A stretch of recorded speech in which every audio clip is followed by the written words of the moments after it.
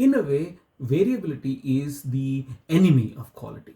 To understand some techniques which help us control this enemy, control variability, we have these series of videos in which we are going to focus on two techniques: the process capability or CP, and the statistical quality control or statistical process control.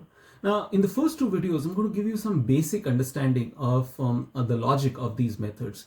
In this video, we are going to understand how normal distribution or the bell-shaped curve connects to the concept of quality. So consider I am a call center, and the most important metric as a call center for me is the time that it takes to answer calls from customer.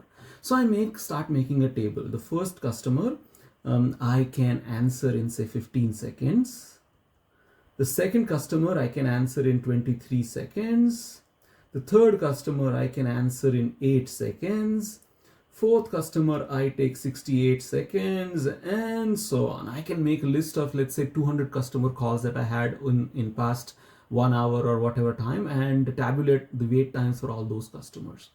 Now, after finding the individual wait time for all these customers, I can actually start tabulating this in the form of a table. So I can have something called as wait times in seconds, and I can have frequency. Right, so I can say that how many customers waited between 0 to 10 seconds. Well, I had about 3 customers who waited between 0 to 10 seconds. How many customers waited between 10 to 20 seconds? Well, I had 10 customers who waited between 0 to 10 seconds. How many customers between 20 to 30 seconds? Well, I had 18 customers who waited in this region, and so on. 30 to 40, I can say I had 25 customers who waited in this region. Now, this list will go on for some time. And then what I can do is I can plot this list on a curve, or I can create bar charts. So I make some sort of a x-axis which measures the time that a customer has to wait. And I have these times: 0 seconds, 10 seconds, 20, 30, 40, 50, 60, and so on. And then I start plotting. So between 0 to 3, I had 3 customers. 0 to 10 seconds. Between 10 to 20, I had 10 customers. Then I had 10 to 30, I had 18 customers, which would be somewhere here. And then I had 25 customers, which would be somewhere here.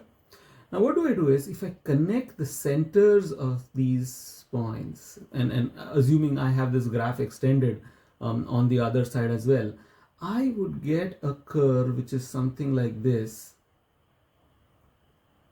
which is nothing but the normal distribution that we have been referring to.